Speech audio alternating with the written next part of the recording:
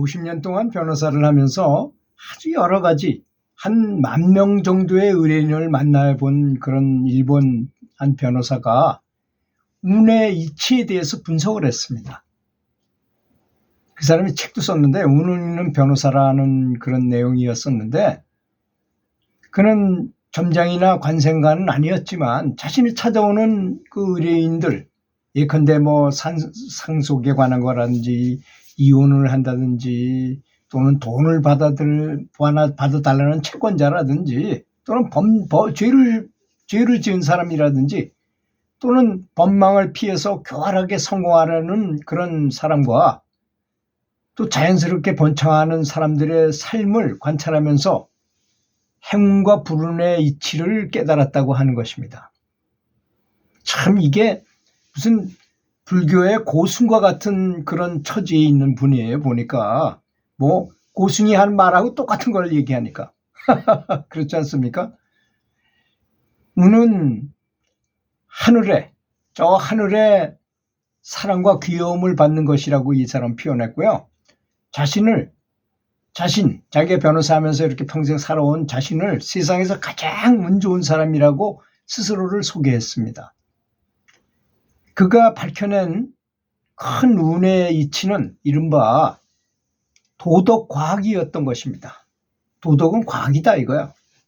법률상의 죄가 아닌 도덕적 과실이 운에 미치는 영향은 실로 대단하다는 것이 결론입니다.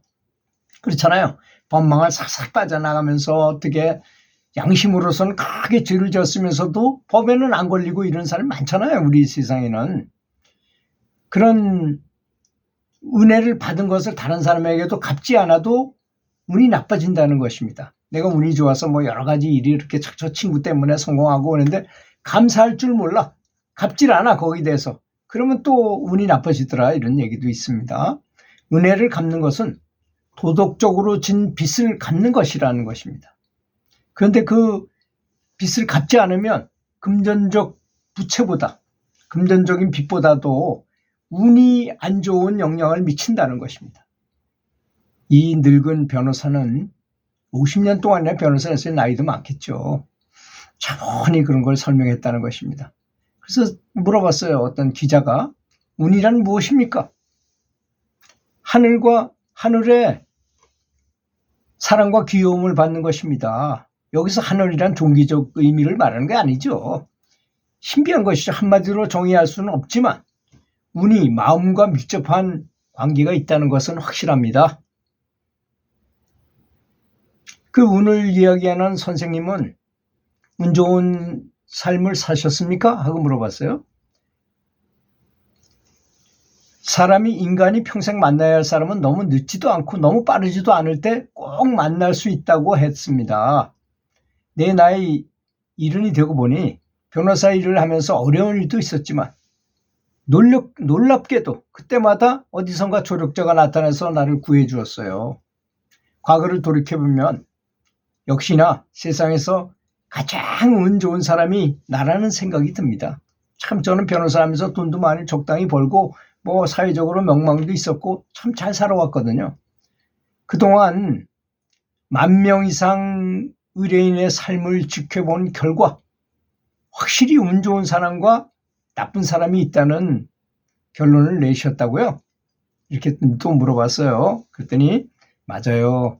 재판으로 문제를 해결해도 나중에 비슷한 공경에 처해가지고 또 그런 게 또 찾아와요. 그런 사람은 나쁜 운이 반복되는 것입니다. 반대로 법률 자문을 받으러 왔을 때마다 사업이 잘 되고 나날이 번창하는 운 좋은 사람도 있습니다. 그럼 그 사람들의 차이가 무엇입니까? 하고 물어보니까 가장 큰 차이는 덕을 쌓고 있는가가 그 결정적인 요인입니다.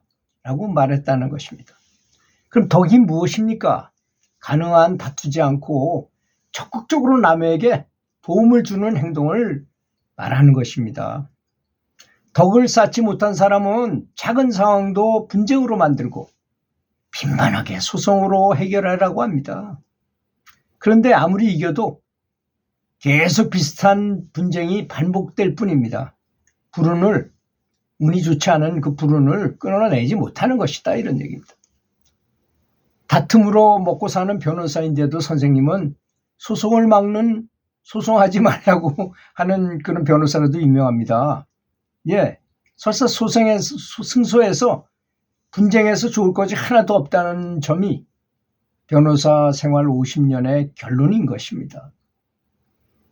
경험으로 보면 이긴 사람은 대부분 후에 도산하거나 병에 걸리거나 불행해지더라는 것입니다.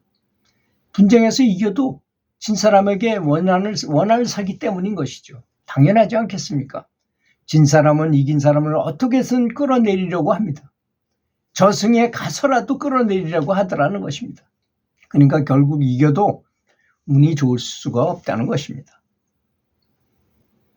회사나 집안의 운을 단기간에 바꿀 수 있는 그런 팁이 있을까요? 하고 물어보니까 구성원들의 이야기, 가족 구성원들의 이야기를 잘 들어주라는 것입니다. 내가 잘 아는 지인 여자 사장은 사원들이 제안을 하면 또는 말을 걸어오면 어떤 내용인지 평가하지 않고 좋네요 하고 항상 긍정한답니다.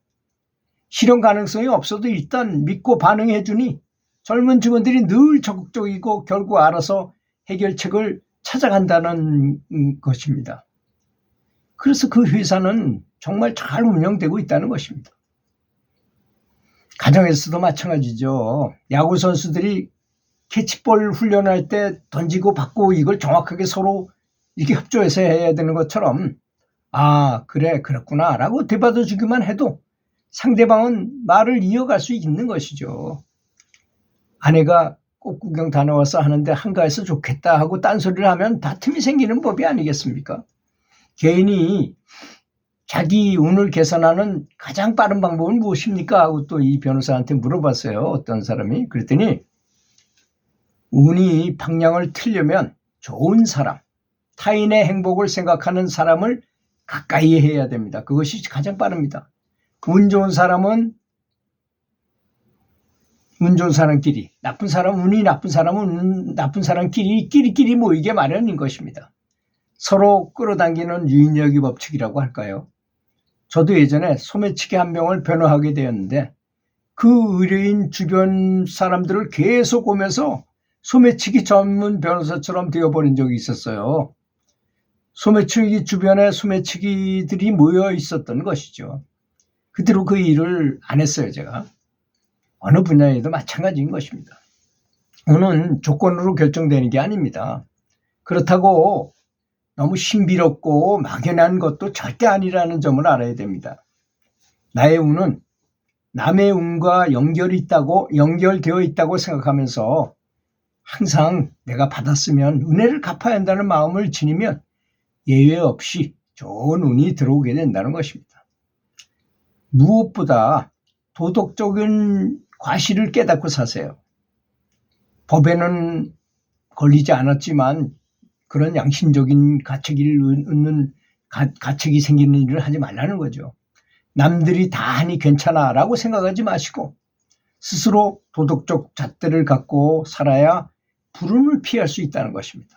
따지고 보면 불운만 피해도 얼마나 감사한 인생이겠습니까? 라고 이 50년 변호사 10,000명이나 되는 의뢰인을 만났으니 정말 수많은 그 사람들과 상담을 했을 거 아니겠습니까? 그 결론이 그렇더라는 것입니다. 자기가 쫙 이렇게 일이 돼가는 모습을 항상 봐왔잖아요. 그러니 경전에 나온 부처님이나 예수님이나 공자님이나 어떤 분이든 간에 다 선행을 하라.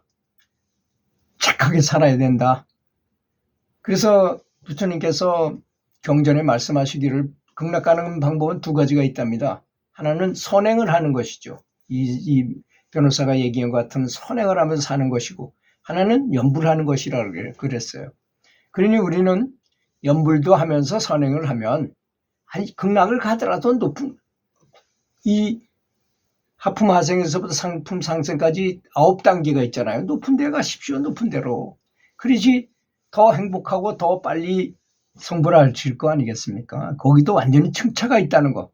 이렇게 점수가 있다는 점을 알아야 된다는 것입니다. 살아있어서 살 때도 역시. 그래서 저는 자비심이 부족한 것 같은 생각이 많이 들었어요. 그래서 남을 위해서 기도하고 감사하는 마음을 갖도록 스스로 훈련을 시킨 적이 있는데요. 아직도 부족하지만 그런 노력을 많이 하는 중입니다.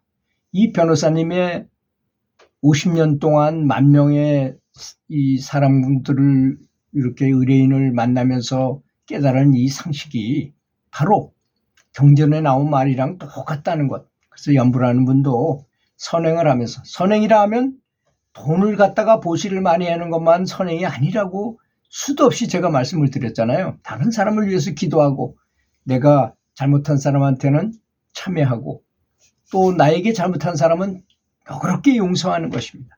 그것이 바로 선행이고 연불이 더 진보하는 지름길이 아니겠습니까? 들어주셔서 감사합니다.